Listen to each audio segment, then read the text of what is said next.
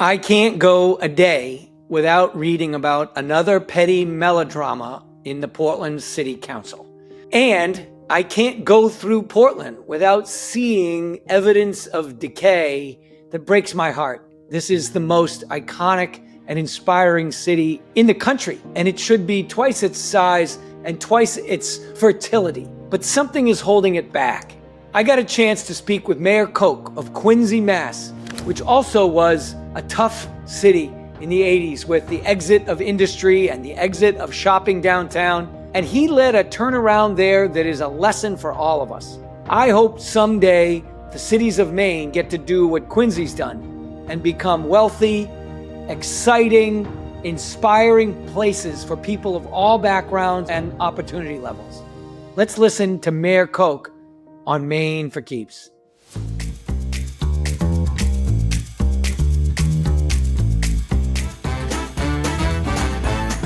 Growing up, my friend Lance worked at his uncle's apartments in Quincy.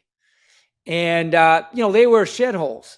And growing up as a kid, I remember if you wanted to do your rough guy Boston accent and pretend you were, rough and tumble Bostonian, you'd say you were from Quincy. How'd it get to be that way in the first place? Was it always that way because of the shipyard? What was the origin story of Quincy being a tough place? Well, it was always in those days, a manufacturing city. So shipyard, granite industry, machine shops, foundries, clearly was a strong blue collar town, city. So that was a type. To this day, we still refer to the Quincy kid. There's a toughness there. There's a grit there. We take that with a little pride. And how long ago that you started to see a turn, and where were you in your life at that time? Well, a couple of things, Jonathan. One is Quincy was a regional shoppers town, USA. There were all kinds of department stores and various stores and markets. We were one of the first cities to put pocket meters in for that purpose. And then with the invention of the mall down the road, began the demise. Yeah, began the demise of Main Street, like it happened all across the country, which really changed, and I would say was the demise, really, of our commerce and retail district in the heart of the city, Quincy Center. So you had the change in the 60s where labor was cheaper in the South. A lot of manufacturing was moving to the South. And then you had the mall come in, and now the retail was being decimated, really, because of the people moving to the malls. So the city went through a rough stretch there for a period of time, no question. So end of or movement of industrialization to more rural, more southern, and the mallification of America, all is in the 60s, 70s in there? Yeah, I would say late 60s into the 70s. What was tremendous for our transformation was public transportation. So with the subway that came into the city in 1971, it literally opened up brand new doors where finance, insurance, service industries found what a great place Quincy was. 20 minutes from downtown Boston by subway.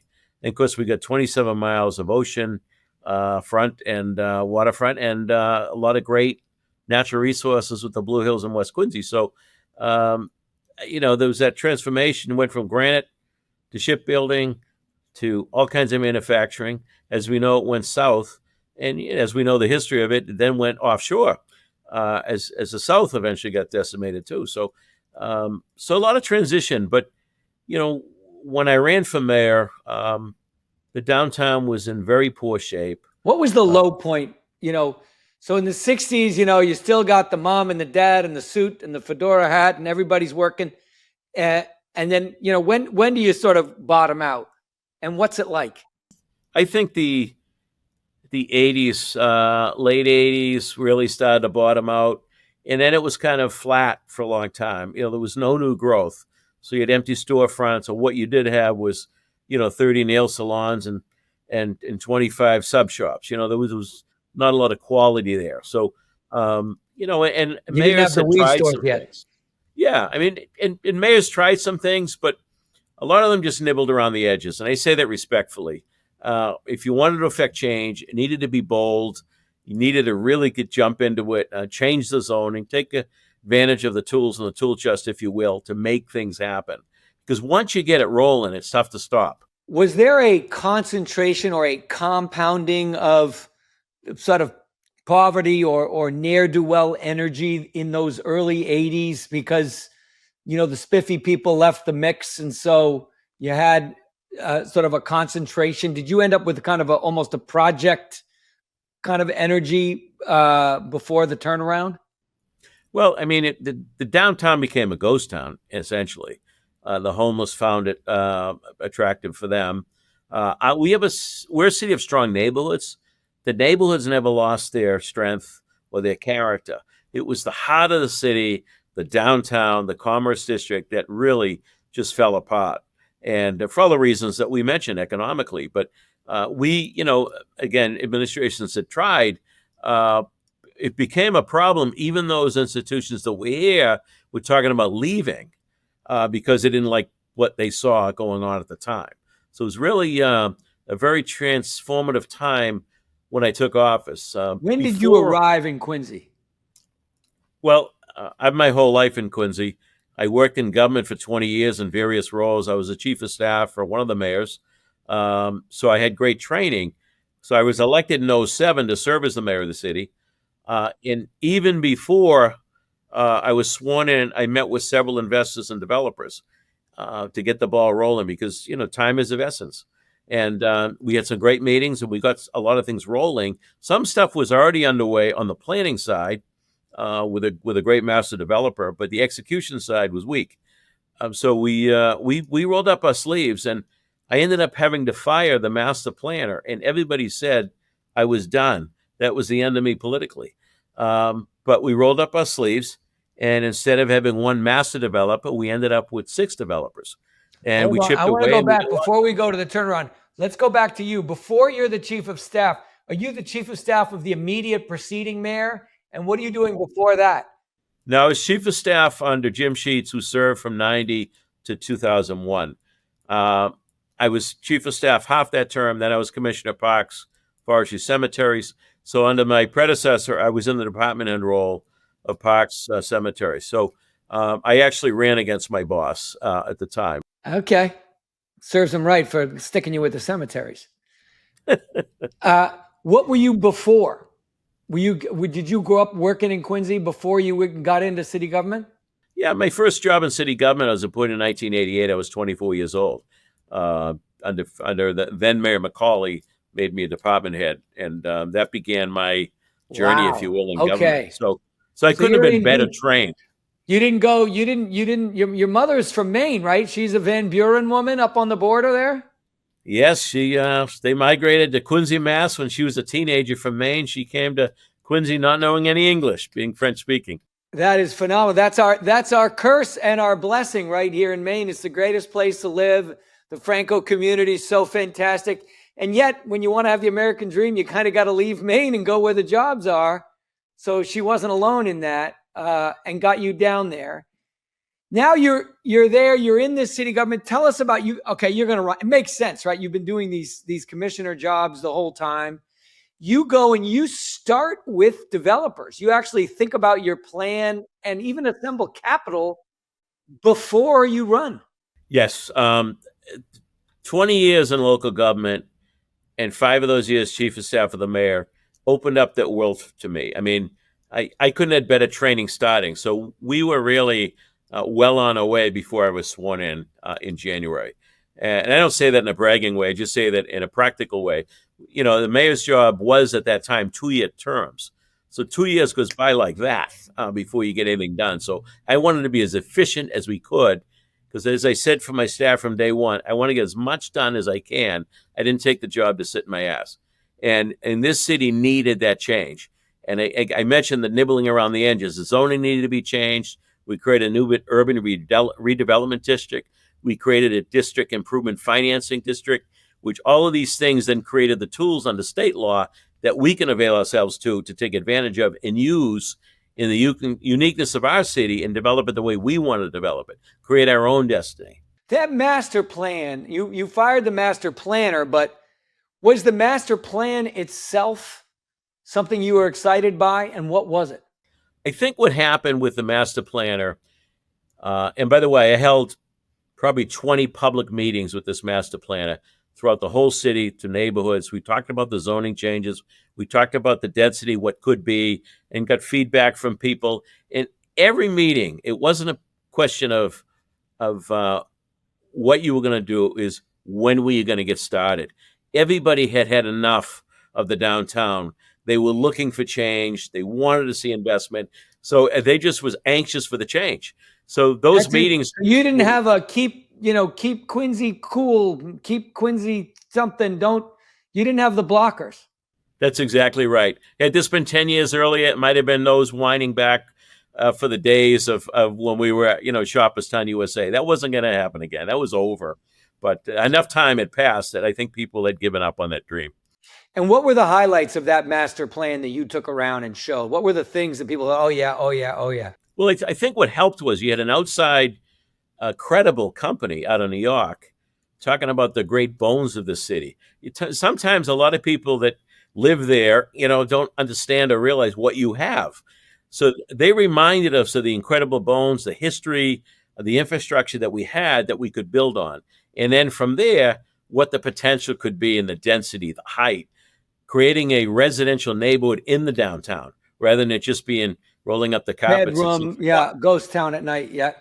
So we've been able to, we made all the adjustments, we made the zoning changes, and we dug in, and we're well on our way. And I go back to the master developer in that we didn't spend a nickel, Jonathan.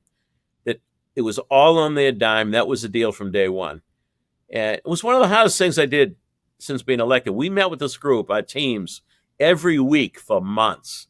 And it became clear to me that they could not execute. The market wasn't with them at the time. And I had to make that tough decision to fire them. And we did it as best we could in a nice way, but we inherited all the work. So we leveraged those plans we had from them to get state money, federal money, make some infrastructure changes that needed to happen before we could do anything. So none of that, in my view, was wasted. But to get to the next level, we needed to move on with some new developers. There's a lot in the literature these days about why nothing works. The guy who wrote the story of the bridge the Golden Gate Bridge. They built a net under it, and the suicide net under the Golden Gate Bridge took longer and costed more than the bridge. And you moved a river. I mean, you made some serious infrastructure shifts. Did you feel like it took forever? What did you do to speed up this inevitable? You hear these occasional moments, Shapiro in Pennsylvania fixes I-95 in 2 weeks by, basically breaking every law, and telling the governor it's an emergency, shut up. How did you get the drag, the big dig exhaustion that we associate with public projects to go away? Well, one of the challenges is in this world, particularly in my role, is the time it takes, the permitting. It's insane. I remember when Judge Charlie Baker ran for governor, he came to see me, and he asked me some of the challenges we face, and I spent some time on permitting. And he said to me, I've heard more from mayors about permitting issues than I have from the private sector. And I said, well, that tells you how bad it is. And so we made some given up. They're checked out. Yeah. I mean, for example, we had a seawall in Howes Neck that was there, needed repair. We're repairing it with our money. The state held it up for 10 months because they didn't like seawalls. That's the insanity we're dealing with. So a couple of things. One is you got to be bold. You got to have balls. You got to build relationships. And, we showed credibility because the steps we had taken, we made our zoning changes. A lot of times the state comes in and will say, well, you should do this and you should do that. No, we've already done all that. We had an outside planner in. We had the plans. We moved to Brook. So we were real when it came to the regulators. They started talking, no, we've done that. No, we've done that. We've done that. Let's get to here. How do we get there? And you got to be persistent. So you didn't have any. You didn't have any lightning bolts. You didn't have an executive order. You just wore them down to get those things done.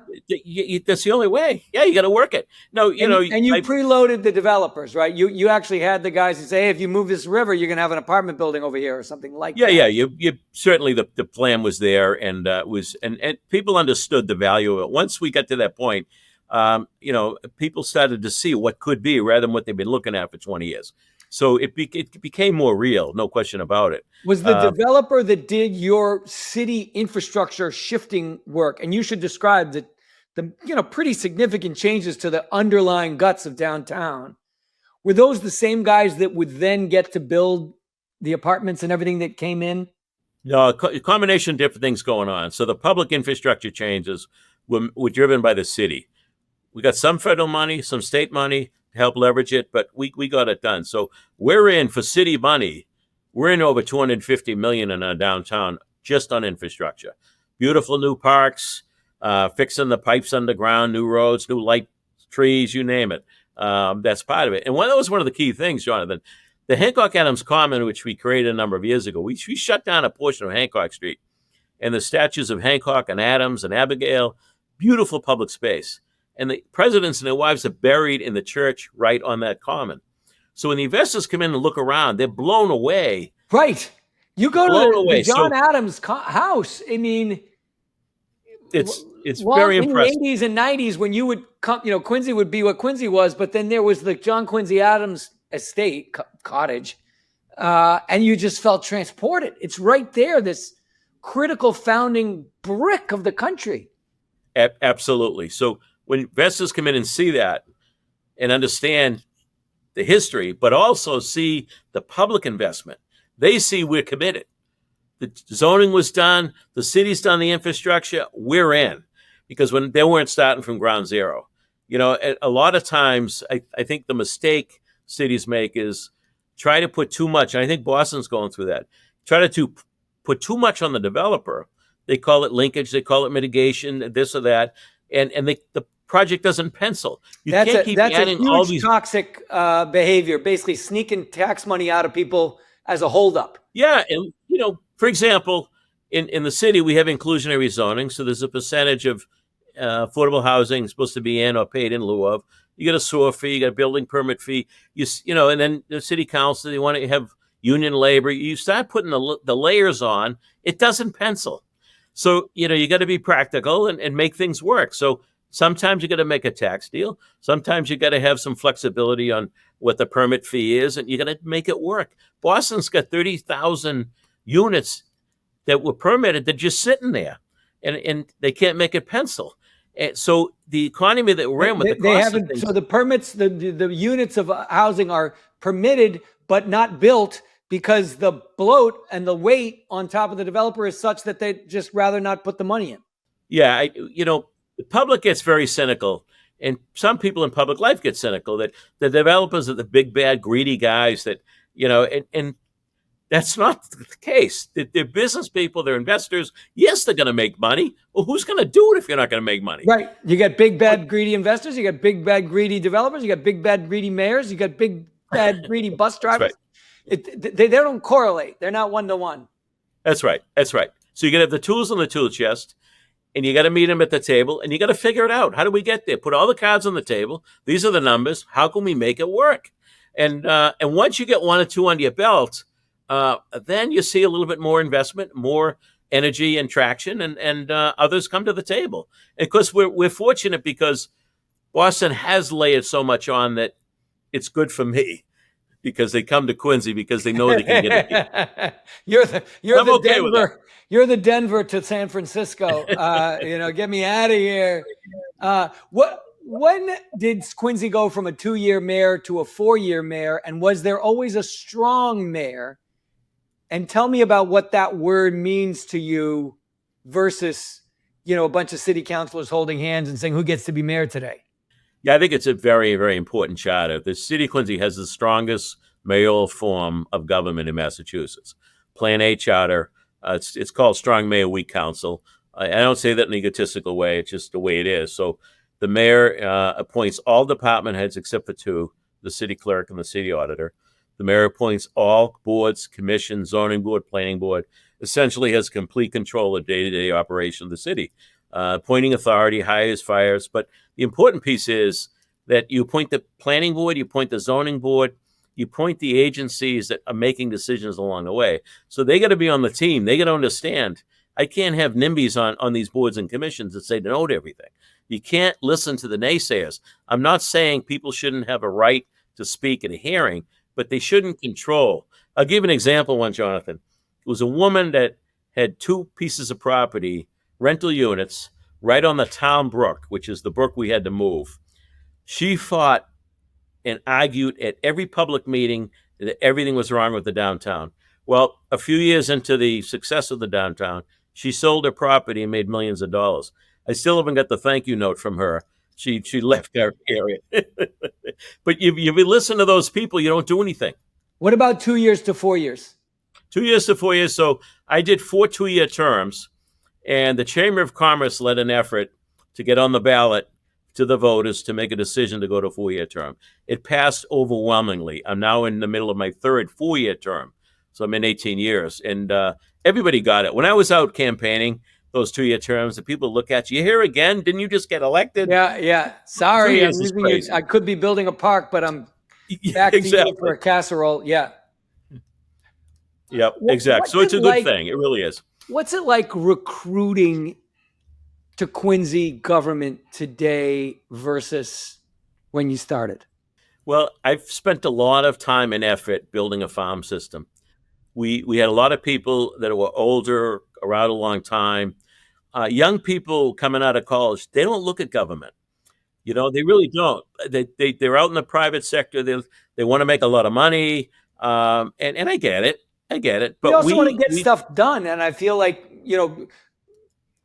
by wriggling a hole in the bloat, you've kind of at least given them the possibility of getting stuff done. Yes, and the beauty of having good young talent with passion for the city, and they feel part of it. That's one thing we do view this as a team effort. I got a guy that came from J.P. Morgan, and he said, I made plenty of money. I want to be part of something. And he's done an outstanding job in my finance department, for example, on our borrowing and on asset management. But he feels part of something now. The success of the city, they're all part of that. They have a piece of it. So the encouragement, in fact, government's facing challenges across the country about getting good talent in. Obviously, you got to pay. But we now have built a great farm system. I'm really comfortable going forward. If I left tomorrow, there's a lot of great young people here who could carry on. Don't leave yet. I want to talk. So we've just talked about the infrastructure and the shift and the kind of reversing of that drain. What about the operating system of the city?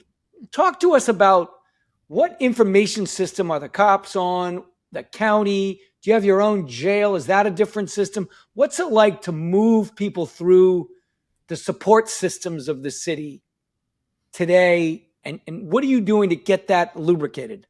So in Massachusetts, local government is the stronger. County government really never took on here. We're part of Norfolk County. Norfolk County does a few things operationally, but really the city is the lead. We've got our own police department. We got a chief. There's 240 members, 300-member fire department. So we do our own thing. We actually have helped smaller towns, mutual aid with fire and police and other things, because we're kind of as far as Norfolk County goes, we're the biggest community in the county. So, we do everything from trash collection to providing education to schools, to libraries, to veteran services, incredible parks and recreation. But we're an old city. And one of the challenges I had was catching up with the infrastructure, because if you don't have the infrastructure, you can't do the development. So, we've placed a lot of sewer lines, a lot of water lines, a lot of gas lines, fixing seawalls, and creating that opportunity. So those early years when, it hit the fan, 08, 09, I just got into office and we had the worst financial crisis in the country since the Depression. So all those dreams and thoughts I had, we didn't waste any time. We went right into the planning mode. We did all the engineering, all the architecture work. So as things shifted back, we were able to get in the ground and get a lot of this infrastructure work done. So, but operationally, it's city of Quincy, like every other municipal city and town in Massachusetts, we operate under the state guideline of Prop 2.5. So we're built on largely operating on property taxes. We also get other local receipts, whether it's your auto excise or someone comes in for a birth certificate, and then we get money from the state. They share in their revenue with the city, with the state of cities and towns. So we heavily operate on the revenue based on property taxes. But as I've said to people over and over, no one likes to pay taxes, Jonathan, right? So they talk about property taxes, and I talked to them about that, and I said, look. The government makes it easy because it comes right out of your check, the federal and state level. You got to write a check for your property taxes. So that clicks with Makes people. a register. The flip side is, I said, every government interaction you probably have is at the local level. Your trash gets picked up, your street gets plowed, fixing your sidewalk, educating your kids, 911, police or fire respond, you're down at the parks, you're using the libraries.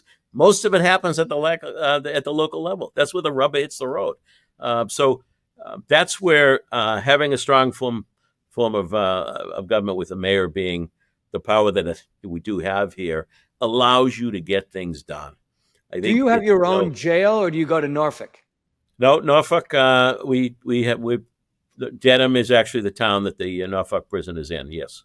Yep. And so we have a problem in Maine, particularly in Portland, where easily 35% of all the arrests bounce off the jail because somebody's got a health thing, or they declare one, and then they got to go to the hospital, and then they got to wait there, and they're in a different record system. So there's the hospital's medical record system, there's the jail record system, and there's the police, and people just have learned that they can wriggle right out and walk out the other door. How do you manage that? Do you have that kind of problem? Are you on the same system as Norfolk, or different system? What happens to the medicals? We don't have that problem so much.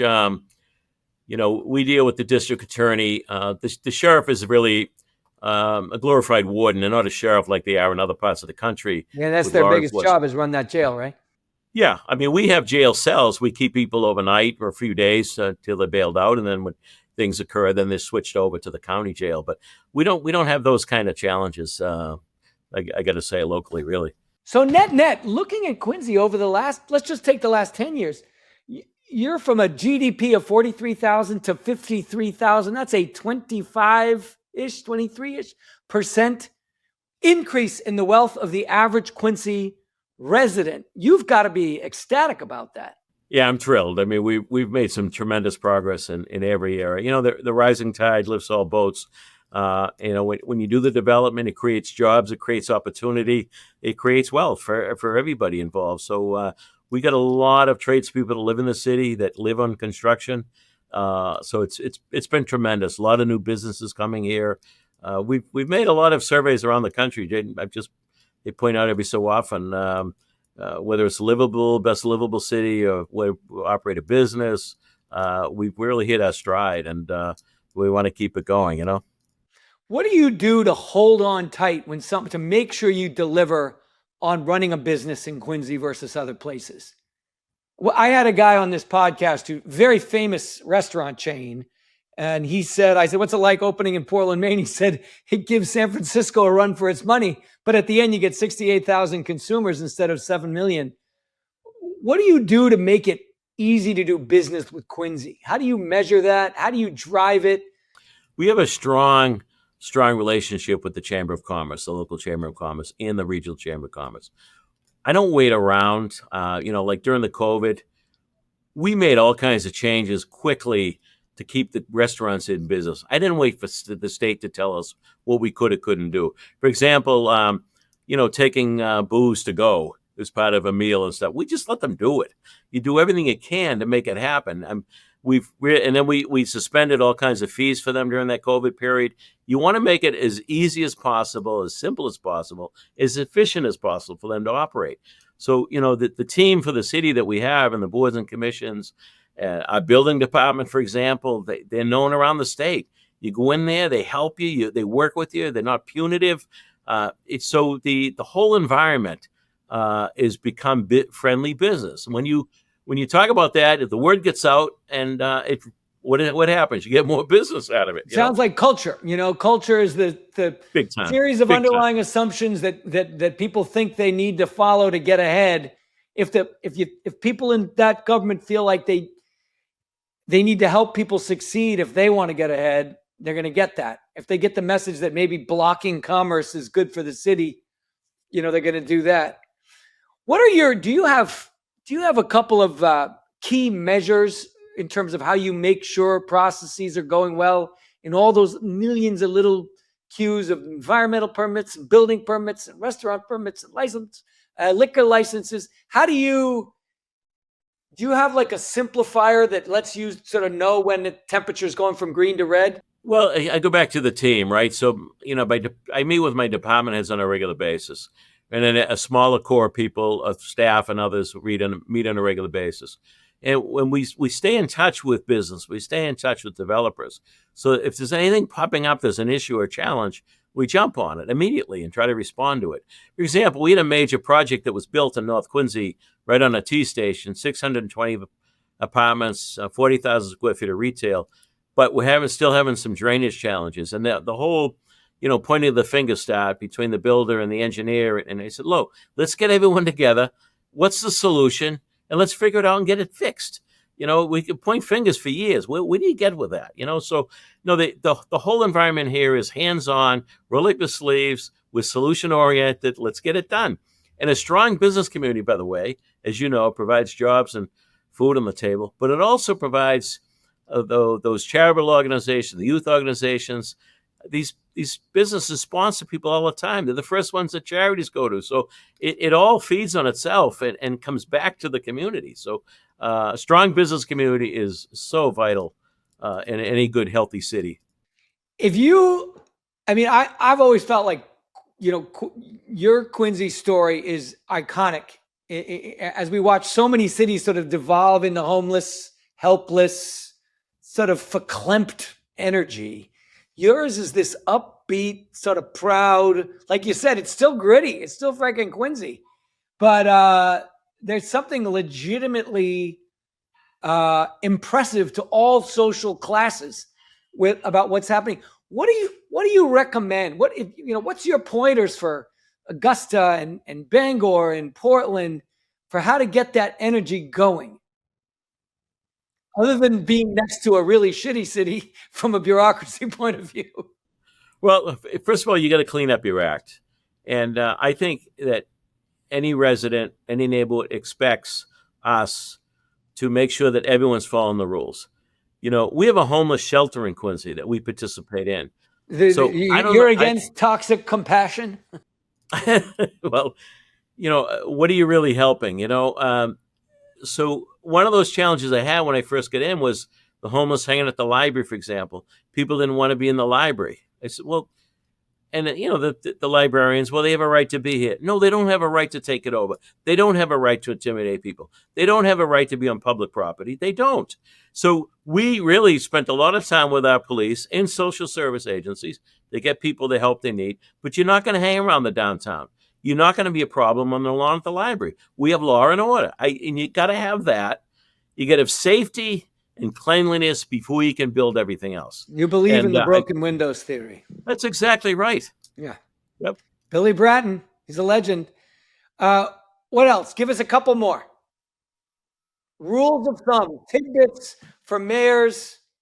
Sounds like one rule is be a strong mayor. Figure out how to get your city to vote for a strong mayor form of government.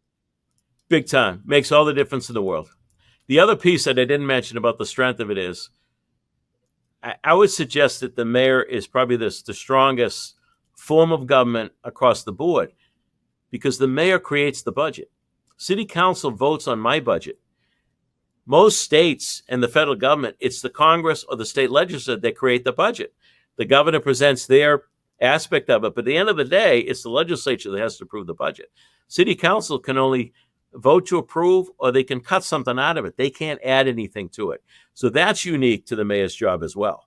And I get into this when Charlie Baker was leaving the governorship of Massachusetts. We had lunch, and he was saying what a great job the governor was. I said, I got the best job in government because you can get stuff done. And again, not in an egotistical way, but the tools are there. to make it happen. And we've had some great success, and I attribute that to the incredible team. And not to minimize the city council. We've got a great city council. They get it, and they But they're the participate. governance, and you're the management. That's right. That's right. one of the things in business with boards of directors that has been a big deal for me is the companies that know the difference between governance and management do better than where the board tries to be a buff manager, for the night over the CEO. You audit them, you evaluate them. If necessary, you bounce them, but you don't get your fingers into his knitting. That's exactly right. Well said. I couldn't say that any better. That's great. Well, listen, Mr. Mayor, son of Maine, of real Maine in the county, or maybe grandson, I guess, with your mother coming down, and a great American success story. I hope we Mainers figure out how to take some of your tidbits and use it for our own cities. Thank you very much for joining us here on Maine for Keeps. My pleasure, and I just came back from a vacation in York, Maine, so I love the state of Maine. I wish you well. Well, you come back a lot. We need you here. It will do. Thanks for tuning in to Maine for Keeps. I hope you enjoyed it. Be sure to follow us on social media, click and share with your friends, or get on to mainforkeeps.com. If you have ideas for new content or podcast guests, or if you'd like to give us some money to support the effort, be sure to click and send. We're at team@mainforkeeps.com, and I'm at jb@mainforkeeps.com. Thanks. See you soon.